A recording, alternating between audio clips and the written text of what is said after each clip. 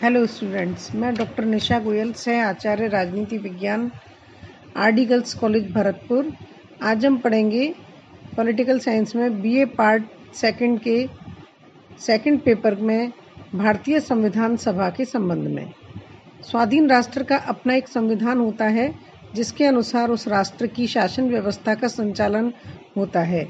वही संविधान राष्ट्रीय विकास में भरपूर योगदान दे सकता है जिसे उस राष्ट्र की जनता ने स्वयं बनाया हो अथवा जिसे उस देश की संविधान निर्मात्री सभा द्वारा बनाया गया हो। संविधान निर्मात्री सभा द्वारा संविधान का निर्माण स्वाधीन राष्ट्र का लक्षण है। संविधान निर्माण के लिए गठित प्रतिनिधि सभा को संविधान सभा की संज्ञा दी जाती है। पूर्ण प्रभुता संपन्न लोकतंत्रात्मक राज्यों में जहाँ भी लिखित संविधान है उनका निर्माण जनता ने प्राय संविधान सभाओं के माध्यम से किया है। संविधान सभा की प्रेरणा का स्रोत 17वीं और 18वीं शताब्दी की लोकतांत्रिक क्रांतियां रही हैं।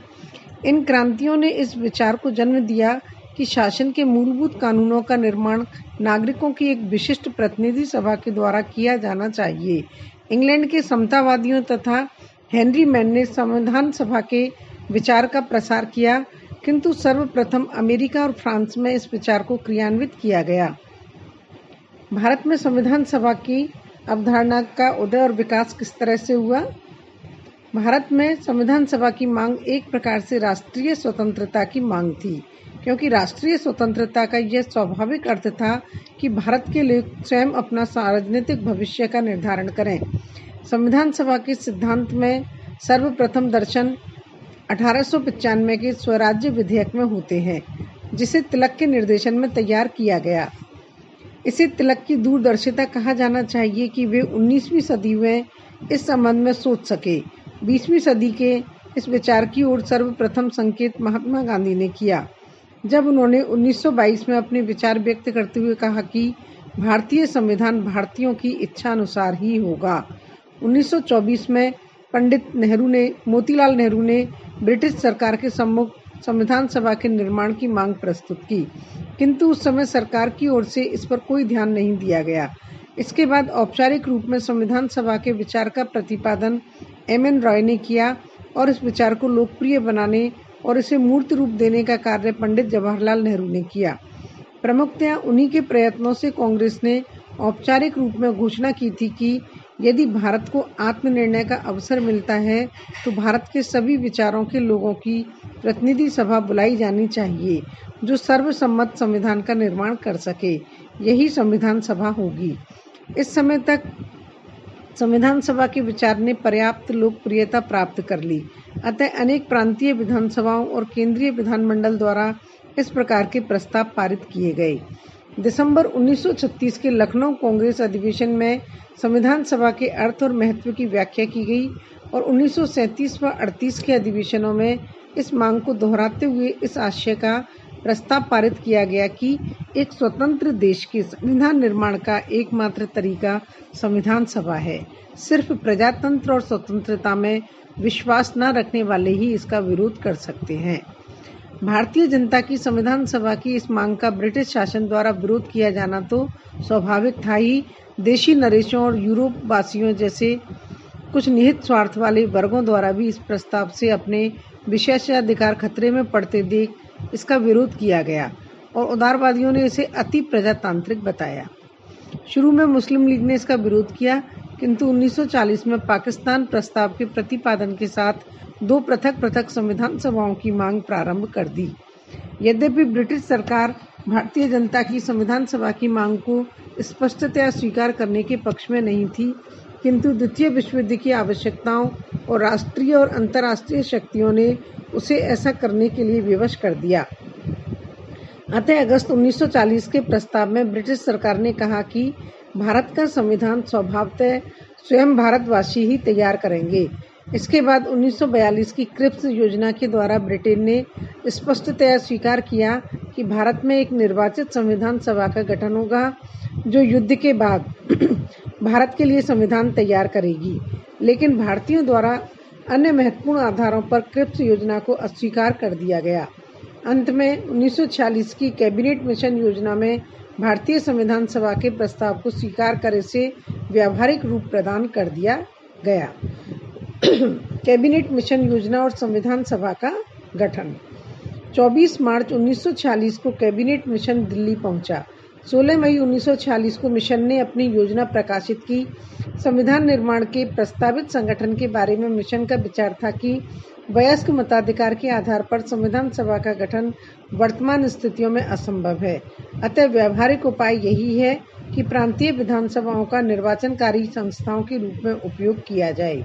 इस संविधान सभा में कुल 389 सदस्य हैं, जिसमें 292 ब्रिटिश प्रांतों के प्रतिनिधि, 4 चीफ कमिश्नर क्षेत्रों के प्रतिनिधि और 93 देशी रियासतों के प्रतिनिधि हों। योजना में ये कहा गया कि नंबर 1, प्रत्येक प्रांत द्वारा भेजे जाने वाले सदस्यों की संख्या उसकी जनसंख्या के आधार पर निश्चित की जाए और इस संबंध में 10 लाख की जनसंख्या पर एक प्रतिनिधि लेने का नियम बनाया जाए। नंबर 2, प्रांतों को इस आधार पर दिए गए स्थान उनमें निवास करने वाली प्रमुख जातियों में उनकी संख्या के आधार पर विभाजित कर दिए जाएं।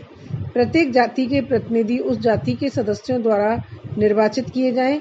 मतदाताओं को 3 वर्गों में बांटने का निश्चय किया गया: साधारण, मुसलमान तथा सिख। नंबर 3, रियासतों को भी जनसंख्या के आधार पर ही प्रतिनिधित्व देने का निश्चय किया गया, किंतु उनके प्रतिनिधियों के चुनाव का ब्रिटिश भारत से संविधान सभा के लिए चुने गए प्रतिनिधियों की समझौता समिति और देशी रियासतों की तरफ से बैठाई गई समिति के बीच में आपसी बातचीत द्वारा तय होना था।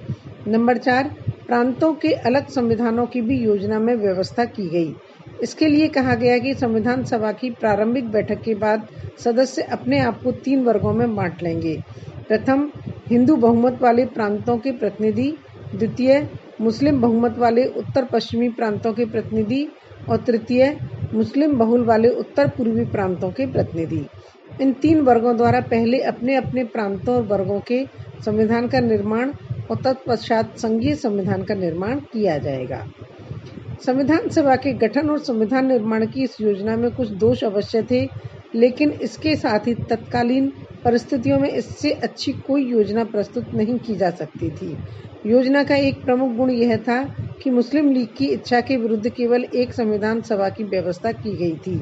अतः कांग्रेस द्वारा इस योजना को स्वीकार कर लिया गया। मुस्लिम लीग द्वारा योजना की व्याख्या अपने ढंग से की गई और वर्गीय आधार पर संविधान निर्माण में पाकिस्तान की स्थापना के बीच देखते हुए इस योजना को स्वीकार कर लिया गया। अन्य छोटे दलों द्वारा भी कैबिनेट मिशन योजना को स्वीकार कर लिया गया। संविधान सभा का गठन और चुनाव। कैबिनेट मिशन योजना के अनुसार जुलाई 1946 में संविधान सभा के चुनाव हुए। संविधान सभा के लिए कुल 389 सदस्यों में से प्रांतों के लिए निर्धारित 296 सदस्यों के लिए ही ये चुनाव हुए। चुनावों के परिणाम स्वरूप संविधान सभा में दलीय स्थिति उत्पन्न हुई। कांग्रेस 208, मुस्लिम लीग 73, यूनियनिस्ट पार्टी 1, यूनियनिस्ट मुस्लिम 1, यूनियनिस्ट शेड्यूल कास्ट 1, कृषक प्रजा पार्टी 1, अछूत जाति संघ 1, सिख कांग्रेस के अतिरिक्त 1, साम्यवादी 1 और स्वतंत्र निर्दलीय 8। 296 सदस्यों के लिए चुनाव हुए। संविधान सभा में अपनी स्थिति निर्बल देख मुस्लिम लीग ने संविधान सभा के बहिष्कार का निश्चय किया और 9 दिसंबर 1946 को संविधान सभा के प्रथम अधिवेशन में मुस्लिम लीग के प्रतिनिधि सम्मिलित नहीं हुए और अब लीग ने पाकिस्तान के लिए बिल्कुल पृथक संविधान सभा की मांग प्रारंभ कर दी। कांग्रेस और ब्रिटिश सरकार ने इस बात के प्रयत्न किए कि लीग व्यर्थ का हाथ छोड़ दे और संविधान सभा के कार्य में सहयोग करे, किंतु सभी प्रयत्न विफल हुए। वस्तुतः भारत की संविधान सभा का गठन 3 चरणों में पूरा हुआ। नंबर 1, कैबिनेट मिशन योजना के अनुसार संविधान सभा के सदस्यों का निर्वाचन हुआ और कुल सदस्यों की संख्या 389 निश्चित की गई थी। द्वितीय चरण की शुरुआत 3 जून 1947 की विभाजन योजना से होती है और संविधान सभा का पुनर्गठन किया गया, जिसके अनुसार 324 प्रतिनिधि होते थे। तृतीय चरण देशी रियासतों से संबंधित था और उनके प्रतिनिधि संविधान में अलग अलग समय में सम्मिलित हुए। हैदराबाद ही एक ऐसी रियासत थी जिसके प्रतिनिधि सम्मिलित नहीं हुए। अगले लेक्चर में देखेंगे हम संविधान निर्माण की कहानी और प्रमुख संविधान निर्माता। धन्यवाद।